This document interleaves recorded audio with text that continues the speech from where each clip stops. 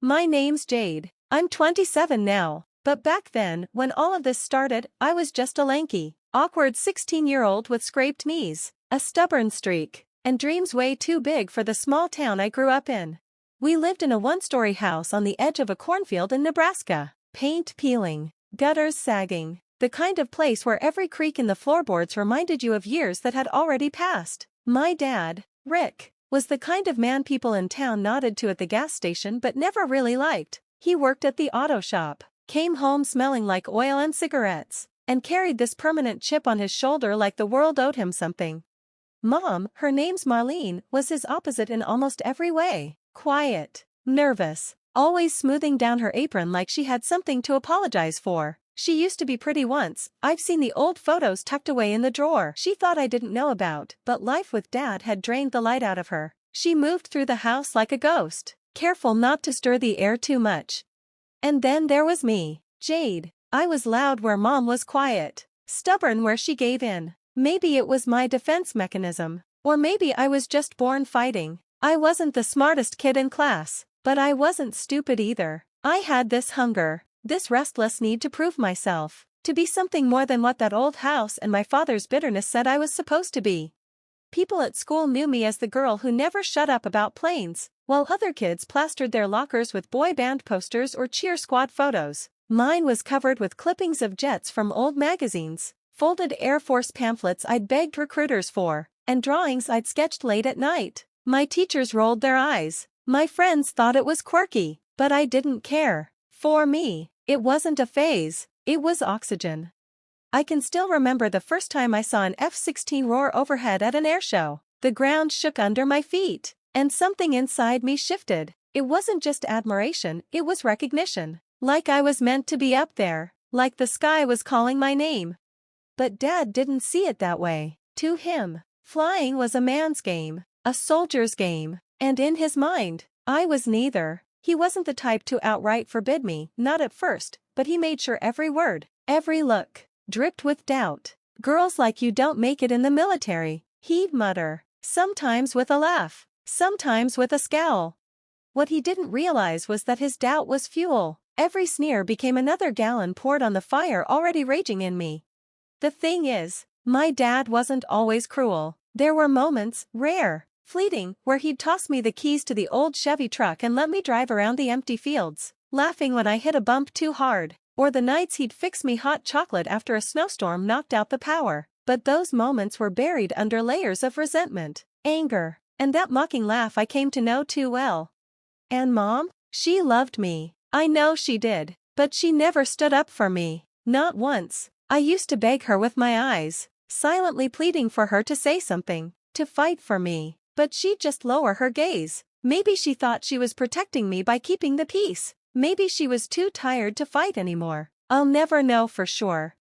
By the time I was 17, I had a job bussing tables at the diner down the highway. I saved every tip in a mason jar I hid under my bed, while other kids saved for cars or prom dresses. I was saving for flying lessons. Each crumpled bill and greasy coin felt like a brick I was laying toward my future runway. But dreams are heavy things to carry when the people closest to you won't help lift them. And every night, when I lay in that squeaky twin bed under those plastic glow-in-the-dark stars, I felt the weight pressing down. I'd tell myself, it's okay. One day I'll leave. One day I'll prove him wrong. One day the world will see me for who I really am. I didn't know it then, but the path to that day would be brutal. It would cost me friends, it would nearly break me, and it would take years before I finally stood in that uniform, my name stitched over my heart, and heard the title I'd been chasing, Captain, U.S. Air Force.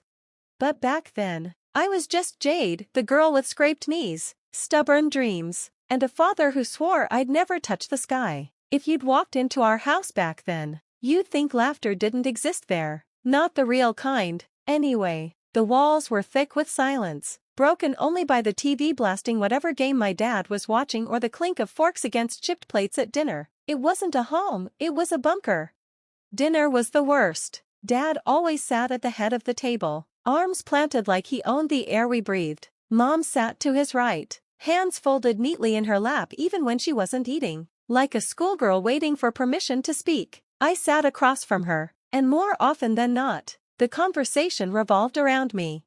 "Did you fail that math test again?" Dad would bark, scooping up another forkful of mashed potatoes. "How are you gonna fly planes if you can't even figure out fractions?"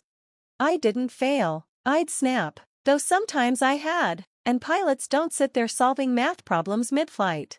"Shows what you know," he'd grumble, shaking his head. "Dreams don't pay the bills. Jade, you need to wake up." Mom would lower her gaze, pushing peas around her plate like maybe if she didn't look at me, she wouldn't have to see the storm brewing behind my eyes. I hated her for it. Even though I loved her, I hated the way she shrank into silence while Dad bulldozed over every word I said. At school, it wasn't much better. People knew about my dream, and they either humored me or mocked me. My so-called best friend, Kelly, was the queen of backhanded compliments. "It's cute that you want to be a pilot," she'd say, twirling a strand of her perfect blonde hair as we sat at our lunch table. "But like, don't you have to be super athletic, and good at math, and, coordinated?" Translation: "You're none of those things." The other girls would giggle, and I'd laugh along just to save face, but inside I'd be screaming that I was more than they thought, screaming that I didn't need their approval, screaming that one day, they'd regret ever doubting me.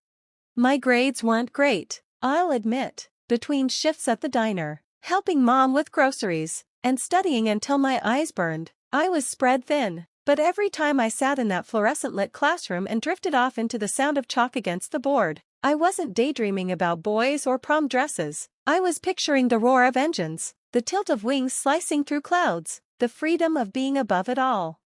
One night, I brought it up again at dinner, knowing full well I was poking the bear.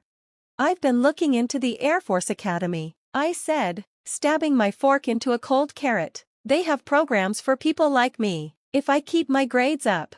Dad cut me off with a laugh so loud it made me flinch. "People like you? You mean dreamers with no discipline? Jade, the only thing you're flying is out of this house when you realize life's not a damn movie."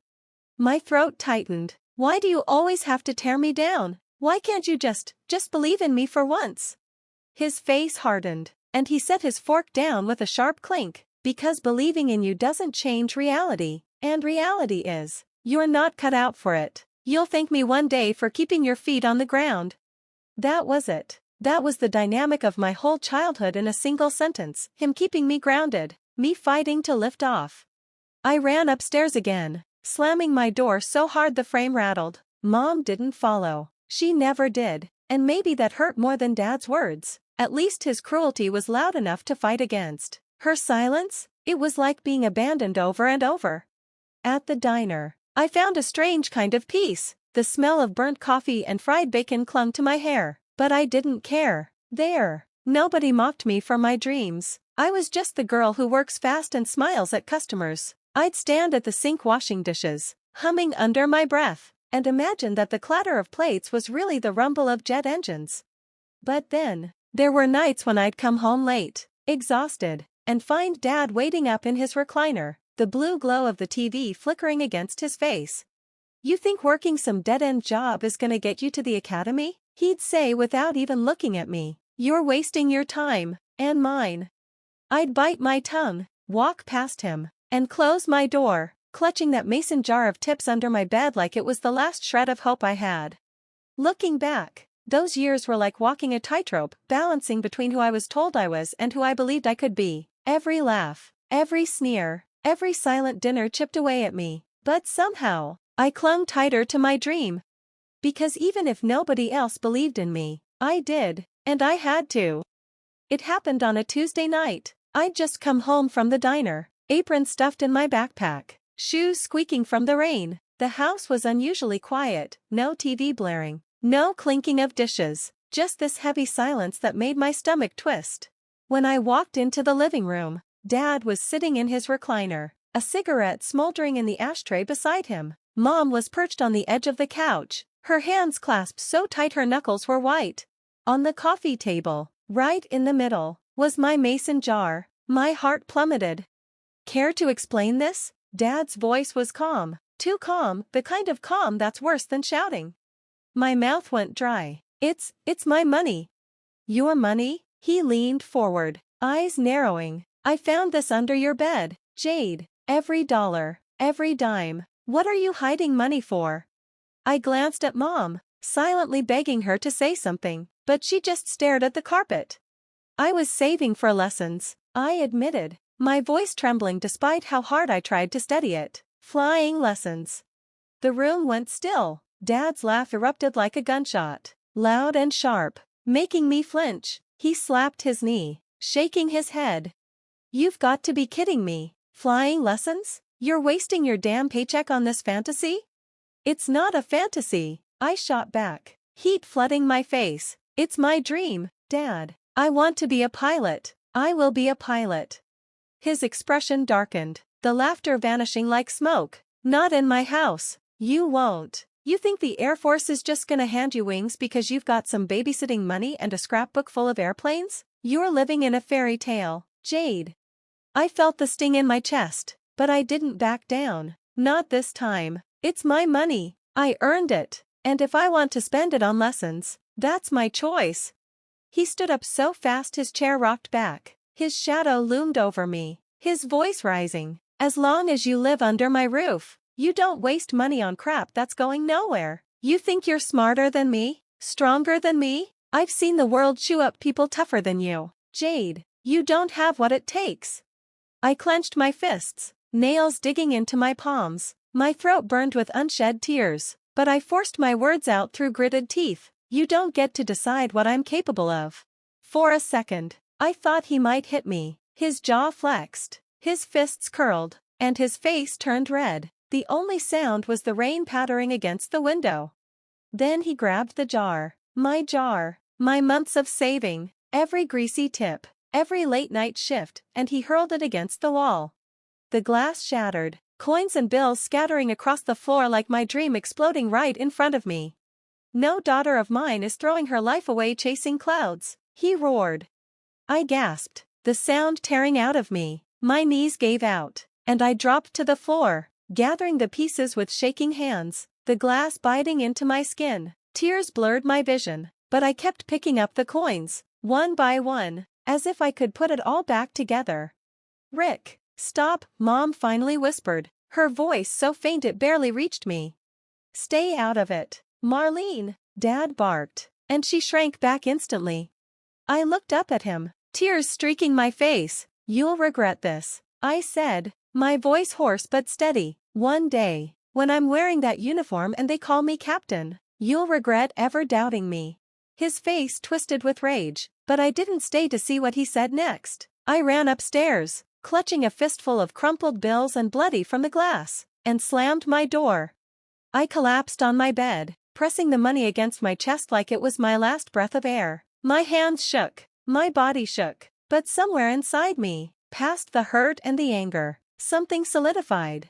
He thought he'd broken me that night, but really, he'd done the opposite. He'd carved the promise deeper into my bones. I was going to fly, no matter what it cost, no matter how many times I had to start over.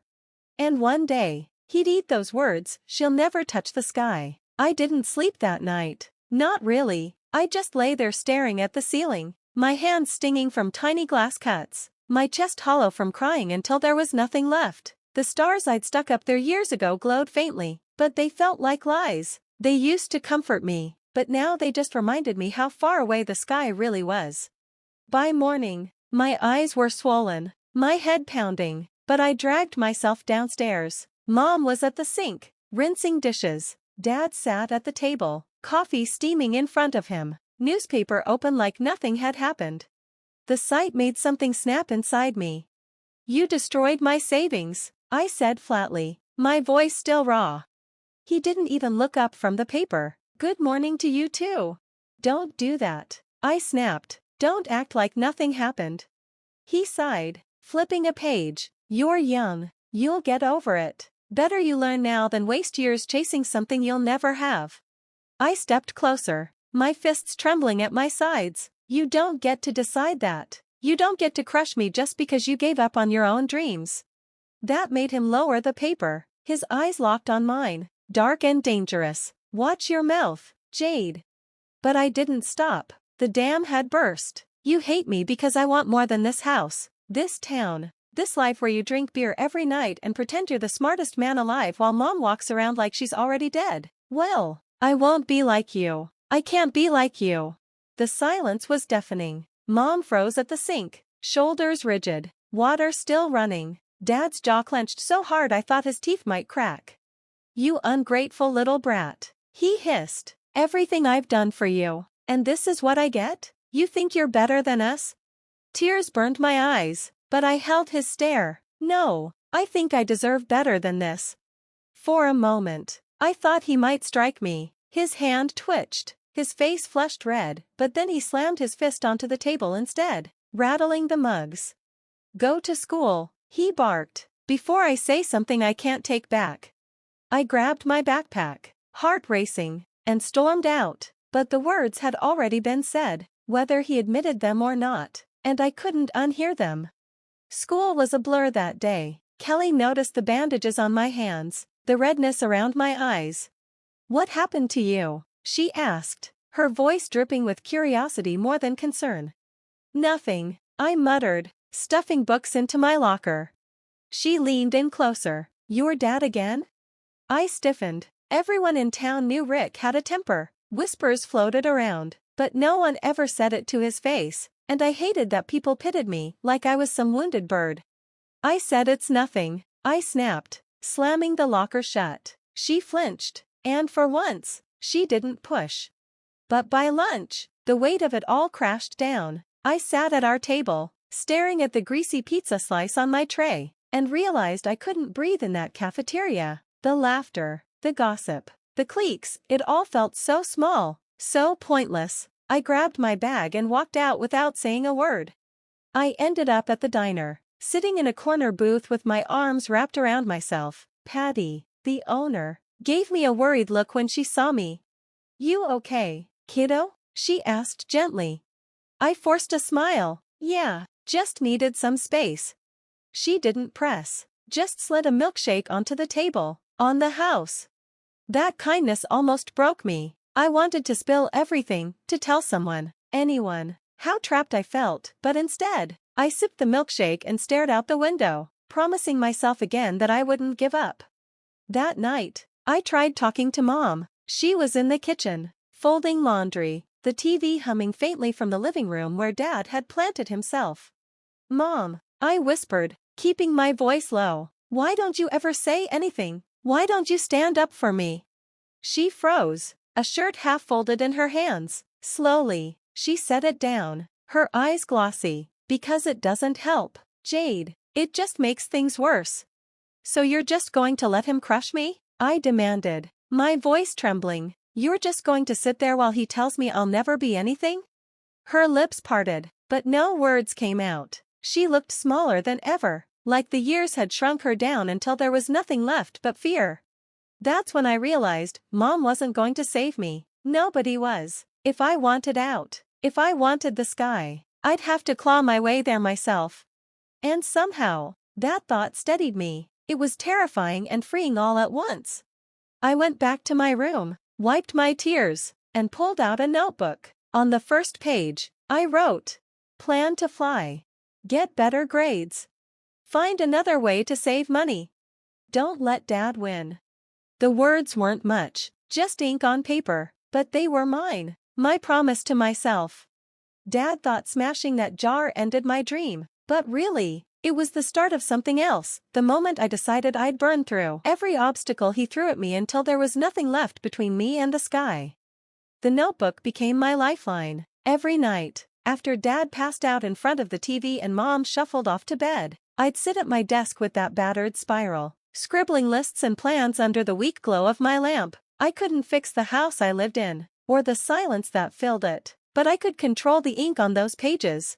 The first problem was money. My jar was gone, shattered into pieces, but I refused to give Dad the satisfaction of ending it there, so I started picking up extra shifts at the diner. Patty didn't ask questions when I lingered after closing, wiping down tables or scrubbing the fryer until my back ached. She just nodded and slid me a little extra cash at the end of the week. One slow night, as I was stacking plates, she leaned against the counter, eyeing me. You ever think about college, Jade? I froze. Why? You work harder than most adults I know. You've got something in you. Don't waste it here. My throat tightened. I don't want college. I want to fly. Her eyebrows lifted, but instead of laughing like Dad would have, she nodded slowly. Fly. Huh? You mean like Air Force? Yeah. I braced myself for the doubt, the chuckle, the "you're dreaming too big, kid." But Patty just said, "Then you'd better start talking to the right people."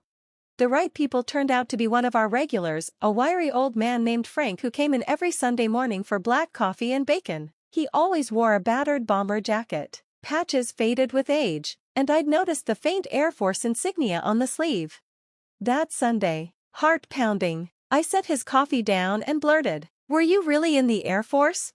He glanced up, surprised. "Long time ago." "Yeah." His voice was gravelly, worn by years. "I want to be a pilot," I said, the words tumbling out too fast. "But my dad says I can't. Everyone says I can't. I don't know where to start." For a moment, he just studied me, his eyes sharp but not unkind. Then he leaned back, sipping his coffee. "First thing you gotta learn, kid, is that nobody hands you wings. You earn 'em. Sweat, study, discipline. You think you can handle that?" "Yes," I said without hesitation, though my pulse thudded in my ears. He gave a small nod. "Good. You'll need grades, and fitness, and guts. The academy doesn't take just anyone." I pulled out my notebook, flipping to a clean page. "Tell me everything I need to do." That was the first time someone took me seriously. Frank didn't sugarcoat it. He listed requirements, deadlines, physical training, even the entrance exams. My hand cramped from scribbling, but I didn't care. Every word was fuel. When I slid into bed that night, I felt something I hadn't in years: possibility. Of course, Dad noticed the changes. "You've been gone a lot lately," he said one evening, suspicion in his tone as I came home late from a double shift. "Work," I replied curtly, kicking off my shoes. He narrowed his eyes. "Don't think I don't know what you're up to. You're not squirreling away money for more of that nonsense, are you?" I lifted my chin. "What if I am?" His jaw tightened, and for a moment, I thought he might explode again, but instead, he smirked like he thought he'd already won. "Do whatever you want, Jade. Sooner or later, you'll learn I was right." That smirk made me want to scream, but instead of rising to the bait, I walked past him, clutching my backpack tighter, because for once, I had something he couldn't touch: a plan. The first time I stepped into a tiny flight school at the edge of town, my hands were shaking, the hangar smelled like oil and sun-warmed metal, and the sight of those little Cessnas lined up on the tarmac made my chest ache with longing. I couldn't afford lessons yet, not even close, but just standing there, hearing the low hum of engines, felt like I'd cracked the door open to the world I wanted. The instructor, a cheerful woman named Lisa, smiled when I admitted I was just there to ask questions. "Ambition's the first step," she said, handing me a brochure. "If you're serious, we'll see you in one of these cockpits someday." I walked out clutching that flimsy paper like it was gold. That night, I hid it under my mattress, along with the growing stash of bills tucked into an old shoebox. Dad would never find this one, I made sure of it. And as I lay there in the dark, listening to the muffled sounds of the TV downstairs, I whispered to myself again, one day, I'll fly. One day, they'll call me captain, and when they do, he'll know he was wrong. For the first time in a long time, the glow-in-the-dark stars on my ceiling didn't feel like lies, they felt like a map. The weeks blurred together after that. Work, school, study, repeat. My life became a treadmill I couldn't step off, and every day I pushed myself harder, terrified that if I slowed down even a little, everything would collapse. At school, I forced myself to focus. Math problems that used to send me spiraling now became challenges I attacked like puzzles in a cockpit. I stayed after class, asked questions, filled notebooks with scribbles until my hand cramped. My grades crept upward, slow but steady. At the diner, I worked doubles whenever I could. The grease and noise wore me down, but every dollar slipped into that shoebox under my mattress was another brick in the runway to my future. Patty started slipping me leftovers for free, muttering, fuel for pilots in training. And then there was Frank. He wasn't exactly a mentor, not in the let me hold your hand sense, but he gave me direction. He slid worn manuals across the counter, pages underlined and dog-eared. He quizzed me between sips of his coffee. What's the lift equation? L equals 1/2 rho v squared CLA. And what does that mean in plain English? It means I'd better understand airflow or I'm not leaving the ground. Sometimes, he'd smirk, like he couldn't believe how hungry I was for every scrap of knowledge. You've got fire, kid. Don't let anyone put it out. His words burned in my chest long after I left the diner. But at home, the fire nearly suffocated me. Dad grew more suspicious by the day. He'd glance at my backpack when I walked in, his eyes narrowing like he could see through the canvas. He'd mutter about me wasting time or chasing ghosts. One night, I came home late, smelling like fries and coffee, my uniform still damp with sweat. He was waiting in the kitchen, arms crossed. "You've been gone a lot," he said, his voice low. "I'm working," I replied carefully, slipping past him to grab a glass of water.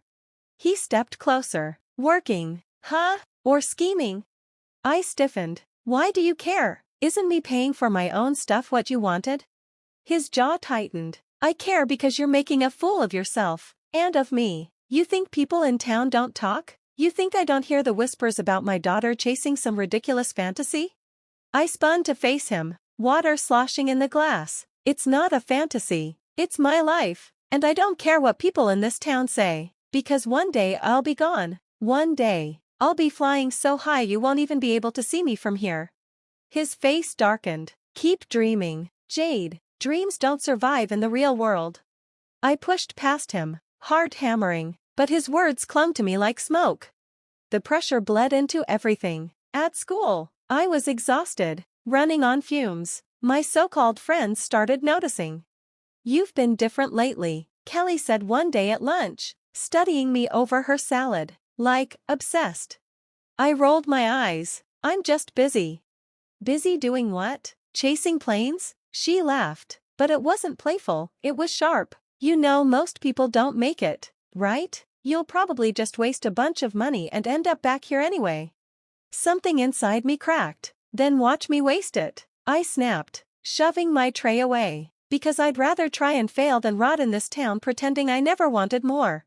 Her mouth fell open, and for once, she had nothing to say.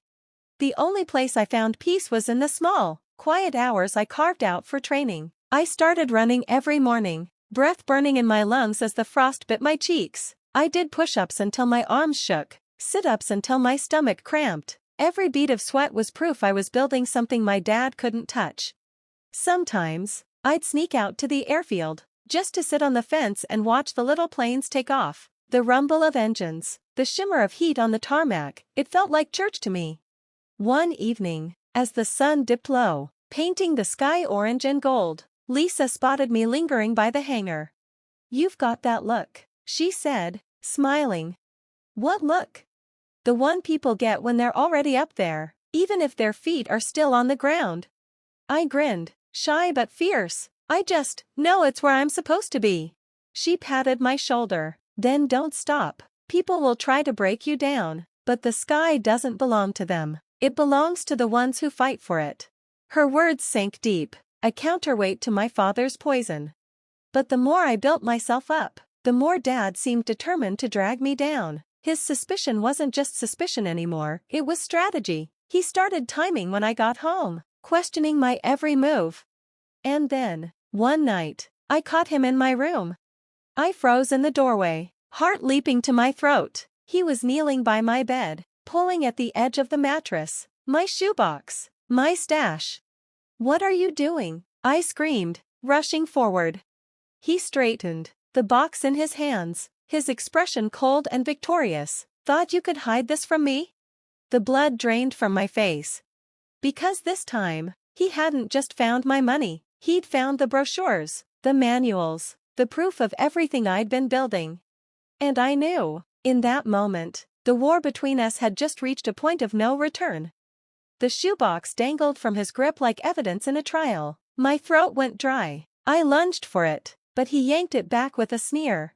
Well, he said, shaking it so the coins and bills rattled inside. "This what you've been sneaking around for? Wasting your life at that greasy diner just to buy yourself some pretty little daydreams? Give it back!" I shouted, my voice cracking. I reached again, but he shoved me aside with the ease of swatting a fly. The box landed on the table with a thud. He tore off the lid and dumped everything onto the surface. Brochures, flyers, study guides, even the flashcards Frank had helped me make, all scattered like broken glass. My money spilled across the wood, bills fluttering to the floor. My heart raced. I felt stripped bare, like he'd torn me open in front of the whole world. "You think you're smarter than me?" he demanded, waving one of the brochures inches from my face. "Recruitment events? Flight schools? Jesus, Jade, have you lost your damn mind? You'll embarrass yourself and me, chasing this nonsense." Tears burned in my eyes, but I held my ground. "It's not nonsense. This is my future. You don't get to decide that for me." His hand slammed down on the table, rattling the glass salt shaker. "Future? You want a future? Then face reality. You don't have the brains, you don't have the discipline, and you sure as hell don't have my support." I clenched my fists so tight my nails dug crescents into my palms. "I don't need your support." The room went silent. His nostrils flared, his face flushing red, like I'd just stabbed him in the chest. "You ungrateful little," his hand shot out, grabbing one of the manuals. With a vicious rip, he tore it in half. The sound of the pages shredding was louder than his shouting.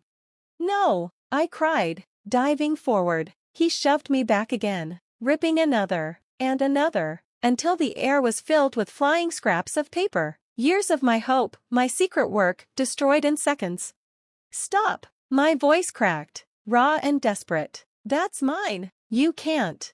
"I can. And I will," he snapped, his voice like steel. "Because as long as you live under my roof, you'll live under my rules. And my rule is this: no more planes, no more lies, no more fantasies. End of story." Something inside me broke. Not the fragile part of me that used to cry into my pillow, but the part that had been forged in quiet hours of study, in the heat of long runs, in the sting of being laughed at over and over again. I stood taller, my chest heaving. "You can tear up my papers, you can steal my money, but you can't stop me." His eyes narrowed. "Watch me. I will get out," I whispered, my voice trembling but steady. "I don't care how hard you try to chain me down. One day, they'll announce my name. One day, they'll call me Captain. And when they do, you'll know you were wrong about me."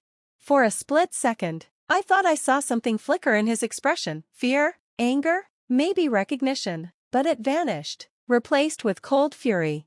He shoved the shoebox at me, now empty but for torn scraps. "Then you'd better start packing, Jade, because if that's the life you want, it won't be under my roof." The words cut deeper than the shredded paper on the table. My mother's voice broke through the tension at last. "Enough!" she cried, rushing into the kitchen, tears streaming down her cheeks. "Both of you, stop this!" She tried to grab his arm, but he yanked it free. "Stay out of this, Mary," he snapped. But she didn't. She stood between us, her shoulders trembling, but her voice firm. "You're going to push her away forever, don't you see? You're killing her before she even has a chance." He barked a laugh. "Better she stays grounded than crashes and burns." I stared at him, chest heaving, and knew in that instant he'd never believe in me. He'd never be proud of me. And if I wanted to fly, I'd have to do it in spite of him, not because of him. So I scooped up the crumpled bills off the floor, shoved them into my pocket, and walked past both of them. My father called after me, but I didn't stop. My hands were shaking, my throat was tight, but my mind was blazing with one truth. He could rip up every piece of paper I owned, but he couldn't touch the fire inside me. That night, I made myself a promise stronger than any I'd ever made before. I would leave, I would fight, and I would fly. No matter what it cost me. The house felt different after that night, quieter, but not in the peaceful way. It was the silence of a battlefield after the smoke clears, when both sides are reloading. My dad barely spoke to me. When he did, his words were clipped, heavy with venom. "Dinner's ready. Take the trash out. Don't be late." Each phrase carried the unspoken weight of what had happened. I own this roof, and you're one breath away from being thrown out from under it. Mom tried to fill the silence, but her voice was strained, as if speaking too loud might ignite another war. Sometimes I'd catch her looking at me with watery eyes, like she wanted to say something, apologize, maybe, but she never did. She was trapped between her husband's rage and her daughter's fire, and I hated her for not choosing. So I chose for myself. The next morning, before dawn, I laced up my sneakers and slipped out into the cold. The pavement was slick with dew, my breath forming white clouds in the dark. Each step of my run was a vow, faster, stronger, sharper. My legs screamed, my lungs burned, but I welcomed it. Pain was proof I was alive, proof I was building a body that could withstand whatever the Air Force would throw at me. After school, I buried myself in books, not just homework, but everything Frank gave me: physics, mechanics, navigation. I'd sit at the diner counter with a mug of coffee and my nose in a manual, Frank occasionally tapping the page with his finger. Don't just memorize, Jade, he'd say. Understand. Pilots who memorize crash. Pilots who understand improvise. And Lisa, God bless Lisa, took me under her wing at the airfield whenever she could. She let me shadow her pre-flight checks, showed me how to read weather reports, even snuck me into the cockpit once. Don't touch anything, she whispered, grinning as I slid into the pilot's seat. My hands trembled as I wrapped them around the yoke, even though the engine was off. For a moment, with the sun setting through the windshield, I felt like I was already flying. This is where you belong, Lisa said softly. And I believed her. At home, I became a ghost. I worked shifts at the diner late into the night, studied quietly in my room, ran before sunrise. I avoided Dad as much as possible. When we did cross paths, he'd eye me like a wolf watching prey, waiting for me to slip up. One night, as I crept upstairs after work, he called out from the living room. You think you're clever, don't you? His voice was thick with beer. I froze. You think I don't know you're still scheming behind my back? That I don't see you slipping money away, sneaking out before dawn? You're wasting your time, Jade. You'll never make it. The world doesn't want you. My heart pounded, but I forced myself to keep walking. Then I'll make them want me, I muttered under my breath. His laugh followed me up the stairs. It didn't scare me anymore. It fueled me. The shoebox was gone, destroyed, so I came up with a new system. I stuffed cash into an empty shampoo bottle under my sink, rolling the bills tight and hiding them beneath the false bottom. Dad never looked twice at anything in my bathroom, so it became my vault. Every week, the bottle grew heavier. Every week, I felt a step closer to freedom. But freedom wasn't just money, it was preparation. I started visiting a recruiter's office 2 towns over, lying to Mom that I was staying late at school. The recruiter, a sharp-eyed woman named Sergeant Alvarez, didn't laugh when I told her my dream. You're serious, she said, scanning my school transcripts. Dead serious, I replied. Her gaze softened. Then you'd better keep grinding. This isn't a game. You'll need the grades, the fitness, the discipline. But I'll tell you this, I've seen girls like you before. The ones who get told no so many times they start building their own doors. Those are the ones who make it. Her words felt like armor. The cracks in my old life deepened. My friends drifted further away. Kelly stopped inviting me out. Others whispered that I thought I was better than them. Maybe I did. Not because I believed I was smarter or prettier or stronger, but because I wanted more. And wanting more in our town was a sin. I didn't care anymore. Every whisper, every glare, every laugh from my father, none of it mattered as much as the thought of one day hearing my name followed by a title he swore I'd never earn. Captain Jade. The girl who wasn't supposed to fly. But the more determined I became, the more dangerous my father grew. One Friday night, I came home late from the diner, sweat plastering my hair to my neck. As I walked in, I noticed something strange. The shampoo bottle under my sink was gone. My stomach dropped. I rushed into my room, rifling through drawers, pulling up the edge of my mattress. Nothing. Every hiding spot I'd used had been stripped bare. When I stepped into the hallway, Dad was standing there, arms crossed, holding the bottle in his hand. The smirk on his face told me everything. You really thought you could fool me twice? My blood ran cold. Because this time, he wasn't just holding my money, he was holding my future in his fist. The bottle in his hand was like a weapon, my blood pounding so hard in my ears I could barely hear his words. You just don't learn, do you? Dad hissed, shaking the bottle so the cash rattled inside. First the shoebox, now this. Do you think I'm stupid, Jade? Do you think you can play games under my roof and not pay the price? My throat tightened, my palms went clammy, but beneath the fear was something else, something stronger. Anger. Not the kind that makes you reckless, but the kind that hardens into resolve. It's not a game, I said, my voice trembling but sharp. It's my life. He barked a laugh, stepping closer, the smell of beer heavy on his breath. Your life? Your life belongs to me until you can pay for it yourself. And guess what? He shook the bottle again. You won't be paying for it with this. With a flick of his wrist, he dumped the rolled bills onto the floor. They scattered across the carpet like leaves in a storm. Something inside me snapped. No! I lunged forward, dropping to my knees, scrambling to gather the money. My fingers shook as I clawed at the bills, but his boot slammed down over them, pinning them to the floor. Pathetic, he spat, crawling around for scraps. You'll never make it out there, Jade. Better you realize it now before you kill yourself chasing something you'll never reach.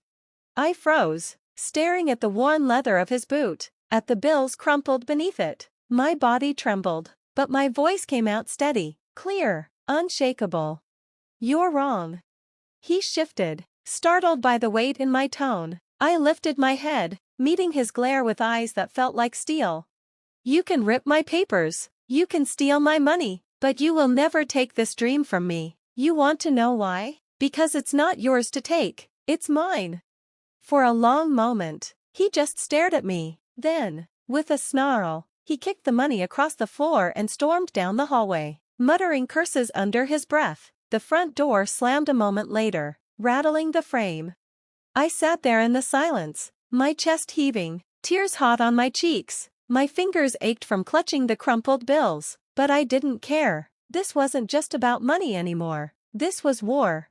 And I knew then I couldn't stay another night under his roof.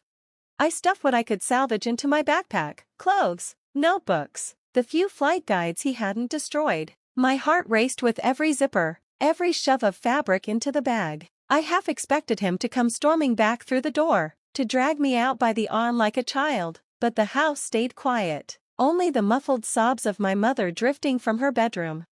I hesitated at her door. My hand hovered over the knob. Part of me wanted to say goodbye, to tell her everything, to beg her to choose me for once instead of cowering in silence. But another part of me knew she wouldn't stop me, and she wouldn't come with me. She was too afraid, too entangled in his shadow. So I whispered, "I'll make you proud, Mom," and turned away.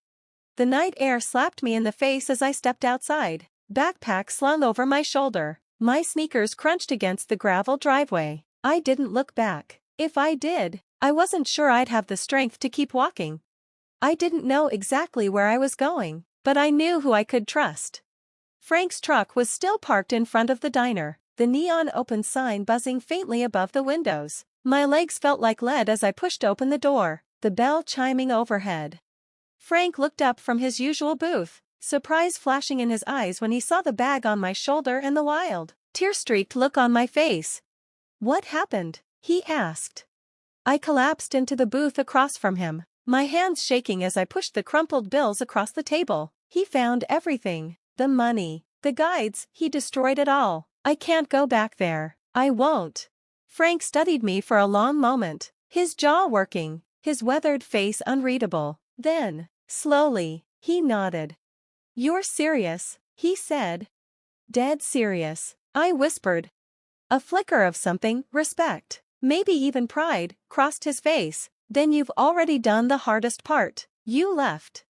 I swallowed hard, the weight of my decision crashing over me. But where do I go now?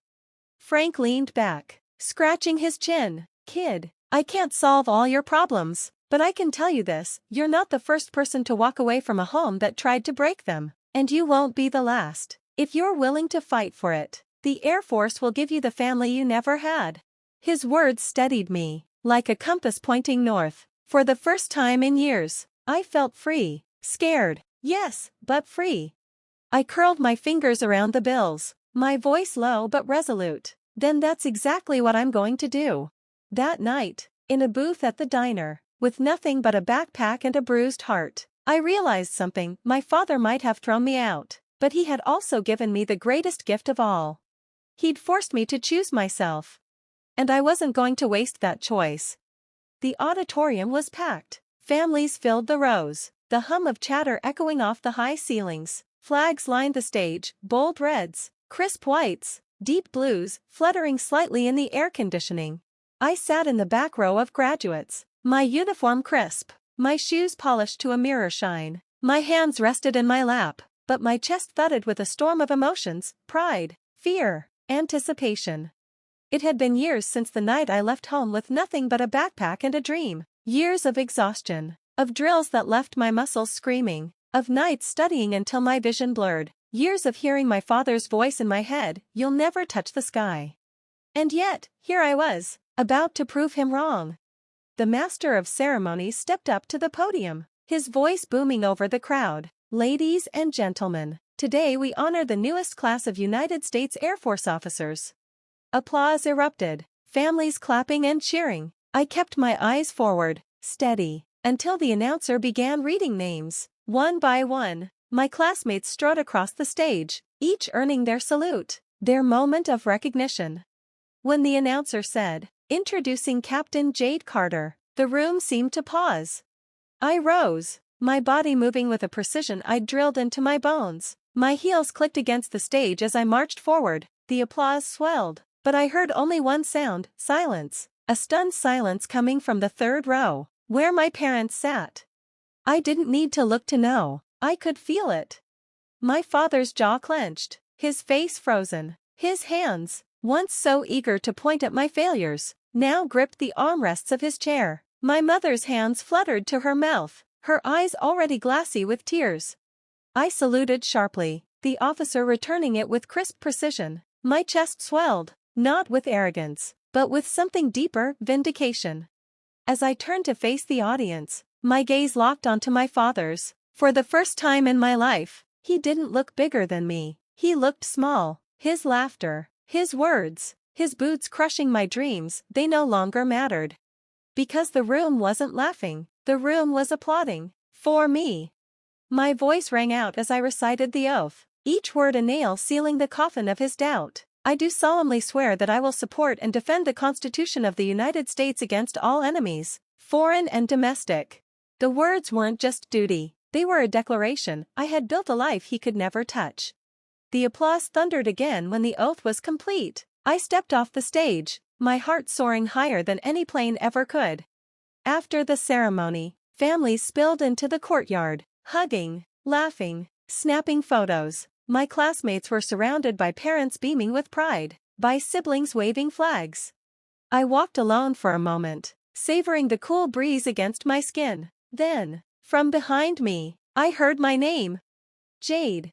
I turned. My father stood there, his shoulders stiff, his face pale. Mom hovered beside him, her eyes red from crying. For a long moment, none of us spoke. The world seemed to hold its breath. Finally, he said, his voice low, almost strangled, "Captain." The word hung between us, heavy and fragile. He said it like it hurt him to admit, like the taste of it on his tongue burned. I met his eyes, my chin high. "Yes, Captain."